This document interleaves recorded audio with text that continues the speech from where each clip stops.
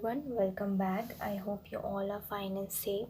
So in this video we are going to see the solution of chapter number 6, the junk seller. Let's start with question number 4.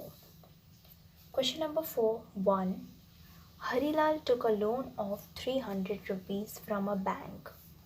Harilal ने एक loan लिया है bank से, कितने rupees का?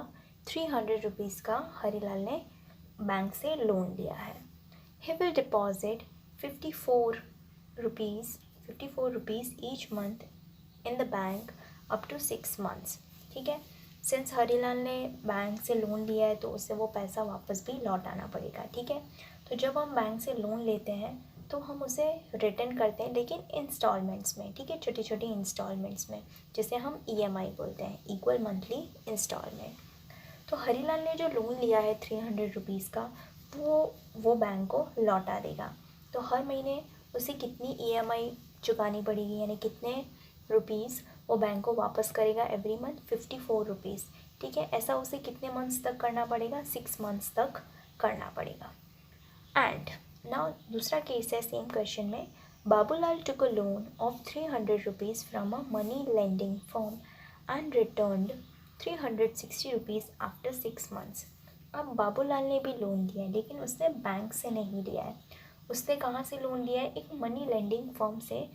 एक firm यानी कि एक ऐसी कंपनी जो पैसे उधार देती है. ठीक है, यानी लोन की तरह ही होता है, लेकिन वो बैंक नहीं होता है. तो मनी लेंडिंग फर्म से लोन लिया है 300 रुपीज़ का ही. हरीलाल ने भी 300 रुपीज़ का लिया था, बाबूलाल ने भी 300 रुपीज़ का लिया. फिर बाबूलाल ने 300 रुपीज़ का लोन लिया और उसे रिटर्न कर दिया. आफ्टर 6 मंथ्स उसे कितने रुपीज़ चुकाने पड़े? 360 रुपीज़ चुकाने पड़े. ठीक है, अब आपको दिख रहा होगा कि उसने लोन तो 300 का लिया था, लेकिन उसने रिटर्न किया 360 रुपीज़. ठीक है, तो ये जो ज़्यादा अमाउंट है 60 रुपीज़ का, वो क्या है? इंटरेस्ट. ठीक है, जब बैंक हमें लोन देती है तो वो मनी वापस ले लेती है, लेकिन इंटरेस्ट के साथ. ठीक है, वो उनका प्रॉफिट होता है, वो उनकी अर्निंग्स होती है. ठीक है, तो यहाँ पे बाबूलाल ने कितने रुपीज़ लौटाए हैं बैंक मनी लेंडिंग फर्म को? 360 रुपीज़ लौटाए हैं after 6 months. Who has to pay more money, how much? अब हमें ये बताना है कि 6 मंथ्स के बाद जब हरीलाल लोन वापस देगा तो वो कितने रुपीज़ देगा. पहले तो हमें वो फाइंड आउट करना पड़ेगा. फिर हमें कंपेयर करना है कि हरीलाल और बाबूलाल में से कौन ज़्यादा पैसे बैंक को और मनी लेंडिंग फर्म को चुकाएगा, और कितना ज़्यादा चुकाएगा, ये भी हमें फाइंड आउट करना है. तो सबसे पहले हम फाइंड आउट करते हैं कि हरीलाल 6 मंथ्स के बाद बैंक को कितने रुपीज़ वापस देगा. So money deposited by Harilal each month. Harilal every month कितने रुपीज़ बैंक को दे रहा है? 54 रुपीज़. तो ये हर एक मंथ का दे रहा है. अब हमें फाइंड आउट करना है 6 मंथ्स का. So total money deposited in 6 months is equals to 6 multiply by 54. 1 month का 54 है, तो 6 मंथ्स का 6 multiply by 54 which is equals to 324 rupees. यानी कि हरीलाल जो है 6 मंथ्स के बाद बैंक को 324 रुपीज़ लौटा चुका होगा. Here Harilal will deposit 324 rupees in 6 months. अब हम देखते हैं बाबूलाल के बारे में. Babulal also takes a loan of 300 rupees from a money lending firm and return 360 rupees. अब देखो यहाँ पे हरीलाल ने कितने रुपीज़ लौटाए? 324 रुपीज़ लौटाए. और बाबूलाल ने कितने लौटाए? 360 रुपीज़. हमें क्या पूछा था? Who has paid more money. अब बताओ दोनों में से किसने ज़्यादा मनी चुकाए हैं? बाबूलाल ने. तो here we can conclude that Babulal has to pay more money. Babulal ने ज़्यादा रुपीज़ पे किए हैं, 360 रुपीज़. अब हमें बताना था कितने ज़्यादा पे किए हैं, तो हम डिफरेंस फाइंड आउट कर लेते हैं. 360 minus 324. So 360 minus 324 is 36 rupees. So Babulal has to pay 36 rupees more than Harilal. ठीक है, हरीलाल, एक बार हम फिर से क्वेश्चन देख लेते हैं. हरीलाल ने 300 रुपीज़ का लोन लिया था और एवरी मंथ वो 54 रुपीज़ बैंक को वापस लौटा रहा था. ऐसे 6 मंथ्स के बाद उसने 324 रुपीज़ लौटा दिए. बाबूलाल ने भी 300 का लोन लिया था और 6 मंथ्स के बाद उसने लौटाई 360 रुपीज़. अब हरीलाल ने लौटाई 324 रुपीज़ और बाबूलाल ने लौटाई 360 रुपीज़। किसने ज़्यादा लौटाए? बाबूलाल ने। ठीक है, यही था हमारा क्वेश्चन कि किसने ज़्यादा लौटाए। बाबूलाल ने ज़्यादा लौटाए। कितने ज़्यादा लौटाए हम डिफरेंस फाइंड आउट कर लेते हैं। 360 minus 324, so answer is 36 rupees, यानी कि बाबूलाल ने 36 रुपीज़ ज़्यादा पे किए। Now let's C question number 2. Question number 2 is Shankarlal took a loan of 6,000 rupees from a bank to make a shop. यहाँ पे शंकरलाल ने लोन लिया है बैंक से 6,000 रुपीज़ का ताकि वो एक शॉप बना सके.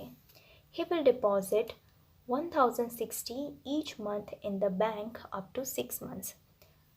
ठीक है, अब शंकरलाल ने लोन लिया है तो उसको वो हर महीने चुकाना पड़ेगा. तो वो 1,060 रुपीज़ हर महीने चुका रहा है. कितने मंथ्स तक वो EMIs पे करेगा? 6 मंथ्स तक. And Rajni bhai took a loan of 6,000 rupees from a money lending firm. अब रजनी भाई ने भी लोन लिया है, लेकिन कहाँ से? मनी लेंडिंग फर्म से. कितने का लिया है? 6,000 रुपीज़ का. And return 6,600 after 6 months. और उन्होंने 6 मंथ्स के बाद लोन अमाउंट पूरा रीपे कर दिया है. कितना? 6,600 rupees. Who has to pay more money, how much. अब हमें इस केस में भी ये बताना है कि किसने ज़्यादा रुपीज़ पे किए और कितने ज़्यादा रुपीज़ पे किए. यानी कि क्वेश्चन नंबर 2 जो है वो बिल्कुल क्वेश्चन नंबर 1 के जैसा ही है. ठीक है, सबसे पहले हम शंकरलाल ने कितने पैसे लौटाए हैं बैंक को वो फाइंड आउट करते हैं. So money deposited by Shankarlal every month. Every month Shankarlal कितने रुपीज़ जमा कर रहे हैं? 1,060 रुपीज़. ये 1 मंथ का है, हमें फाइंड आउट करना है 6 मंथ्स का. So total money deposited in 6 month is equals to 6 multiply by 1,060.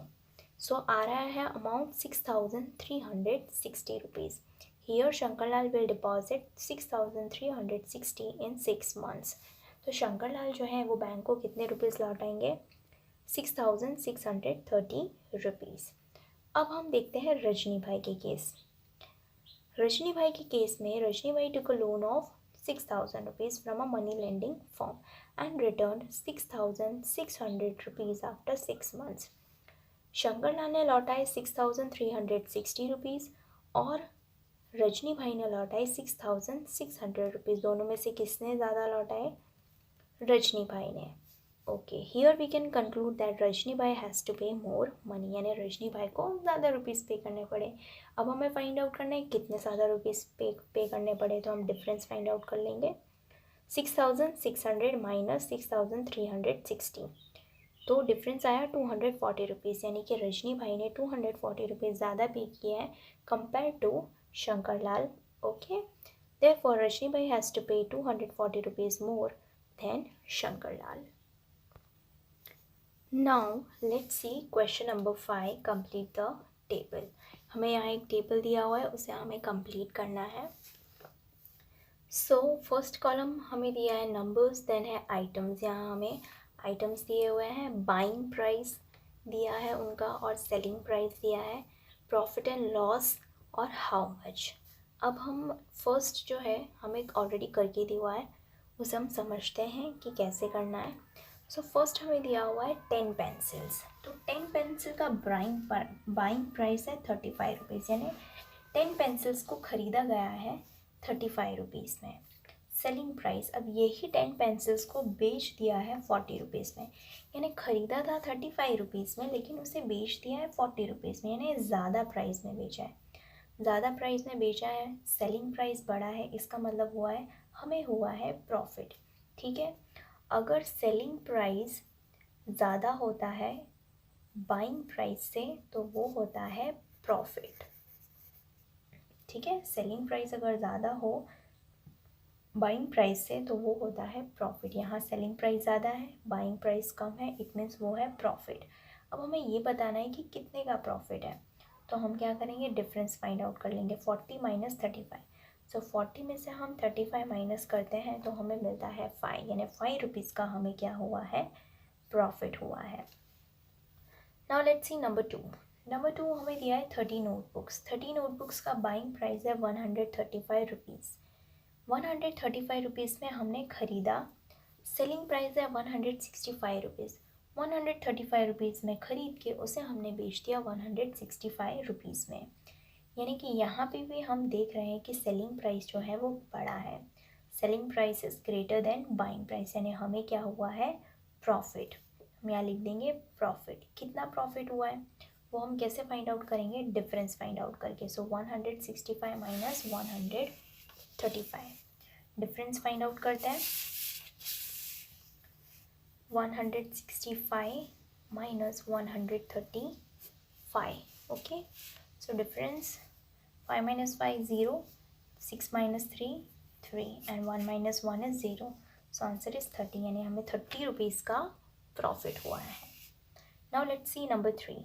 5 compass boxes, 5 compass boxes खरीदे हैं 185 रुपीज़ में, उनको बेच दिया है, सेलिंग प्राइस है 210 rupees. Now see, selling price is greater than buying price. It means we had a profit. So हमें हुआ है प्रॉफिट, हम यहाँ लिख देंगे प्रॉफिट। कितने का प्रॉफिट हुआ है, डिफरेंस फाइंड आउट करना पड़ेगा। 210 minus 185, let's find it out. 210 minus 185। Now 0 minus 5 is not possible, तो हम क्या करेंगे, बोरो करेंगे यहाँ से। 10 minus 5 5। Now 20 minus 18 is 2। It means हमें 25 रुपीज़ का प्रॉफिट हुआ। हमने यहाँ लिख दिया है 25 rupees. Then number 4, one table का बाइंग प्राइस है 325 रुपीज़, उसका सेलिंग प्राइस है 403 रुपीज़, यानी 325 में ख़रीदा और 403 में बेच दिया। और selling price is greater than buying price, it means we had a profit. हमें प्रॉफिट हुआ है तो हम यहाँ लिख देंगे प्रॉफिट। कितने का प्रॉफिट हुआ है, let's find it out. 403 minus 325. 3 minus 5 is not possible. Let's borrow 3, 9, 13. 13 minus 5, 8, 9 minus 2, 7. So 78 rupees का हमें प्रॉफिट हुआ है। Okay, number 5, one chair. Buying price is 340 rupees, selling price is 285 rupees. हमने ख़रीदा तो 340 में, लेकिन उसे बेचा 285 में, यानी हमने कम में बेचा, यानी कि ये हमारा क्या हो गया, लॉस, क्योंकि सेलिंग प्राइस जो है वो कम है। तो सेलिंग प्राइस अगर बाइंग प्राइस से कम हो, it means we had a loss, तो ये है लॉस। अब कितना लॉस हुआ, इसके लिए हमें डिफरेंस फाइंड आउट करना पड़ेगा, तो हम फाइंड आउट करेंगे डिफरेंस। 340 माइनस 285, 340 माइनस 285, यहाँ 3, यहाँ 10, 10 माइनस 5 5, 13 माइनस 8 5। सो 55 रुपीज़ का हमें क्या हुआ, लॉस हुआ, तो हमने यहाँ लिख दिया 55 rupees. Now next number 6, one TV का बाइंग प्राइस है 9645, हमने उसे सेल कर दिया 8992 में। नाउ सी, यहाँ पे सेलिंग प्राइस जो है बाइंग प्राइस से कम है, it means it is a loss, हमें हुआ है लॉस। कितने का हुआ है वो फाइंड आउट करने के लिए हम डिफरेंस फाइंड आउट करेंगे। 9645 माइनस 8992 फाइंड आउट करते हैं। Minus 8992, 5 minus 2 3, 4 minus 9 not possible, let's borrow। 14 minus 9 5, 5 minus 9 not possible, let's borrow। 15 15 minus 9 6, 653 का हमें लॉस हुआ है। Now let's see number 7, 4 kg grapes. 4 kg grapes का बाइंग प्राइस है 280 rupees, selling price है 310 rupees, यानी हमने 280 में बाई किया और 310 में सेल कर दिया। Selling price is greater than buying price, so it is a profit, हमने यहाँ लिख दिया प्रॉफिट। कितने का प्रॉफिट हुआ है, let's find it out. 310 minus 280, 0 minus 0 0, 31 minus 28, तो 28, 29, 30, 31, 30, ओके, यानी 30 रुपीज़ का हमें प्रॉफिट हुआ है। Now let's see number 8, 2 kg apples.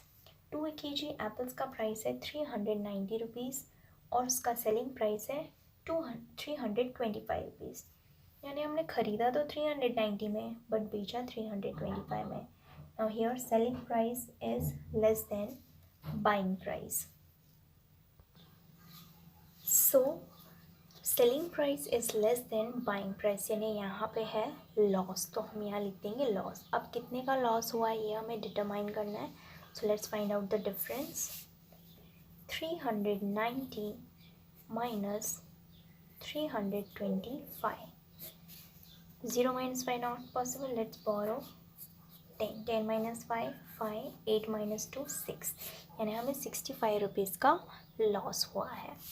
Now let's see number 9. 3 kg sweet lime. 3 kg sweet lime का बाइंग प्राइस है 290 रुपीज़ और सेलिंग प्राइस है 246 रुपीज़, यानी कि हमने ख़रीदा 270 में लेकिन सेल किया 246 में, तो selling price is less than buying price.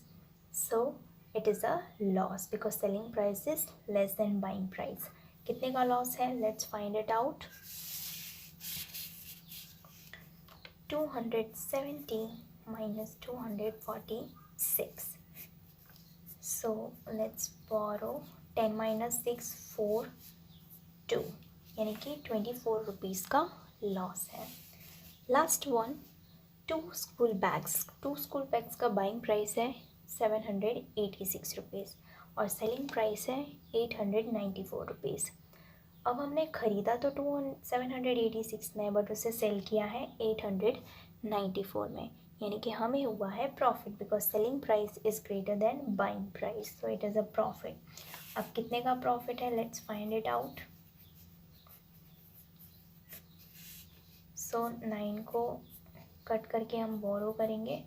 14 minus 6 8, 8 minus 8 0, 7 minus 8 minus 7 1. So 108 rupees का हमें प्रॉफिट हुआ है. Now let's C question number 6. Question number 6 is answer the following questions on the basis of the details given in the table. हमें यहाँ पे table में कुछ details दी गई हैं, उसके बेसिस पे हमें नीचे 7 क्वेश्चंस जो दिए हैं उन्हें हमें आंसर करना है.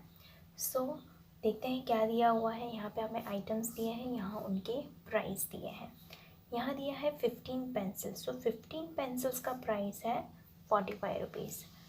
12 पेन्स का प्राइस है 120 रुपीज़. 8 स्टेपलर्स का प्राइस है 240 रुपीज़. 4 शार्पनर्स का प्राइस है 8 रुपीज़ और 7 फेविस्टिक्स का प्राइस है 245 रुपीज़. अब यहाँ जो हमें प्राइस दिया है तो वो एक यूनिट का नहीं है, यहाँ पे number of units already mention है, तो हम क्या करेंगे 1 यूनिट का प्राइस फाइंड आउट कर लेंगे. तो यहाँ पे मैंने एक टेबल को एक्सटेंड कर दिया है और कॉस्ट ऑफ 1 यूनिट निकाल लिया है, यानी कि 15 पेंसिल्स अगर 45 रुपीज़ की है तो 1 पेंसिल कितने रुपीज़ की. सो 45 divided by 15. So 45 divided by 15 is 3, यानी cost of 1 pencil is 3 rupees. Next है 12 पेन्स. 12 पेन्स का प्राइस 120 है, तो 1 पेन का प्राइस क्या है. सो 120 divided by 12. So 120 divided by 12 is 10, यानी कि 1 पेन का प्राइस है 10 रुपीज़. देन है 8 स्टेपलर्स. 8 स्टेपलर्स का प्राइस है 240 रुपीज़. अगर 8 स्टेपलर्स का प्राइस 240 है तो 1 स्टेपलर का कितना, तो 240 divided by 8. So 240 divided by 8 is 30 rupees, यानी 1 स्टेपलर का प्राइस है 30 रुपीज़. Number 4 sharpeners. 4 शार्पनर्स का प्राइस 8 रुपीज़ है, तो 1 शार्पनर का कितना प्राइस होगा. सो 8 divided by 4. 8 divided by 4 is 2 rupees. So 1 sharpener का प्राइस है 2 रुपीज़. नंबर 5 7 फेविस्टिक्स. 7 फेविस्टिक्स का प्राइस है 245. सो 1 फेविस्टिक का प्राइस क्या होगा. सो 245 rupees divided by 7 which is 35, यानी 1 फेविस्टिक का प्राइस है 35 रुपीज़. अब हम आंसर्स को, जो हमें क्वेश्चंस दिए हैं, हम यहाँ पे उनके आंसर्स इजीली डिटरमाइन कर पाएंगे क्योंकि हमने 1 यूनिट का प्राइस फाइंड आउट कर लिया. अब ये जो भी नंबर्स है ये रुपीज़ में मैंने यहाँ पे यूनिट लगा दिया है. Now let's see number 1. What is the cost of 25 pencils. 25 pencils का कॉस्ट क्या है. तो 1 पेंसिल का कॉस्ट 3 रुपीज़ है, तो 25 पेंसिल्स का क्या होगा, तो 25 multiply by 3, so 25 multiply by 3 is 75 rupees. हम मल्टीप्लिकेशन कर लेते हैं। 25 मल्टीप्लाई बाई 3, 3 5 ज़ा 15, 1 3 2 ज़ा 6 प्लस 1 7, यानी 25 पेंसिल्स का प्राइस है 75 rupees. Then number 2, what is the cost of 18 pens. अब यहाँ है पेन, 1 पेन का प्राइस है 10 रुपीज़, तो 18 पेन्स का प्राइस क्या होगा, सो 18 multiply by 10, so 18 multiply by 10 is 180। ये तो ईजी है कैलकुलेशन, 18 10 ज़ा 180, so the cost of 18 pens is 180 rupees. Number 3, what is the cost of 12 staplers. 12 staplers का कॉस्ट क्या है, सो यहाँ रहा है स्टेपलर्स, तो 1 स्टेपलर का कॉस्ट है 30 रुपीज़, 1 स्टेपलर का 30 रुपीज़ है, तो 12 स्टेपलर्स का कितना होगा, सो 12 मल्टीप्लाई बाई 30, 12 मल्टीप्लाई बाई 30, तो यहाँ पे हम क्या करेंगे, 12 3 ज़ा 36 और लास्ट में लगा देंगे 0, 12 3 ज़ा 36 एंड 12 0 ज़ा 0, यानी कि 12 स्टेपलर्स का कॉस्ट क्या है, 360 rupees. Number 4, what is the cost of 36 sharpeners. Sharpeners देखते हैं, 1 शार्पनर का कॉस्ट है 2 रुपीज़, तो 36 शार्पनर्स का कॉस्ट क्या होगा, सो 36 मल्टीप्लाई बाई 2, 36 मल्टीप्लाई बाई 2 करते हैं, 36 मल्टीप्लाई बाई 2, 2 6 ज़ा 12, 1 2 6 ज़ा 3 प्लस 1 7, 72 रुपीज़, सो 36 शार्पनर्स का कॉस्ट है 72 rupees. Number 5, what is the cost of 10 फेविस्टिक्स। 10 फेविस्टिक्स का कॉस्ट क्या है, सो फेविस्टिक्स पे चलते हैं, 1 फेविस्टिक्स का प्राइस है 35 रुपीज़, तो 10 फेविस्टिक्स का कॉस्ट कितना होगा, सो 10 multiply by 35, 10 multiply by 35 is 350 rupees, यानी 10 फेविस्टिक्स का कॉस्ट है 350 rupees. Next is number 6, what is the total cost of 20 pencils and 3 staplers. अब यहाँ पे हमें 2 आइटम्स दिए हैं, हमें पूछा है कि टोटल कॉस्ट क्या है 20 पेंसिल्स और 3 शार्पनर्स का। तो सबसे पहले हम कॉस्ट फाइंड आउट करते हैं 20 पेंसिल्स का। 20 पेंसिल्स का कॉस्ट, सो 1 पेंसिल का कॉस्ट है 3, तो 20 का कितना होगा, तो 20 multiply by 3, 20 multiply by 3 is 60 rupees. 3 staplers, 1 stapler का कॉस्ट है 30 रुपीज़, तो 3 स्टेपलर्स का कितना होगा, 3 multiply by 30, 3 multiply by 30 is 90 rupees. अब दोनों को हम ऐड कर देंगे, so 60 plus 90 is 150 rupees, so total cost of 20 pencils and 3 staplers is 150 rupees. Next is number 7, what is the total cost of 15 pens and 8 Fevisticks. 15 pens और 8 फेविस्टिक्स का cost क्या है, तो 1 पेन का कॉस्ट है 10 रुपीज़, तो 15 पेन्स का कितना होगा, तो 15 इंटू 10, 150 रुपीज़। 8 फेविस्टिक्स, तो 1 फेविस्टिक का कॉस्ट है 35, तो 8 का कितना होगा, तो 8 multiply by 35, so 8 multiply by 35 is 280 rupees. अब हम दोनों को ऐड कर देंगे, 150 प्लस 280 इज़ 430, यानी total cost of 15 pens and 8 Fevisticks is 430 rupees. यहाँ पे हमारा क्वेश्चन नंबर 6 होता है खत्म। If you have any doubt, query or suggestions, let me know in the comment section. I will see you in the next video with the next part of this chapter. Till then, bye bye. Take care.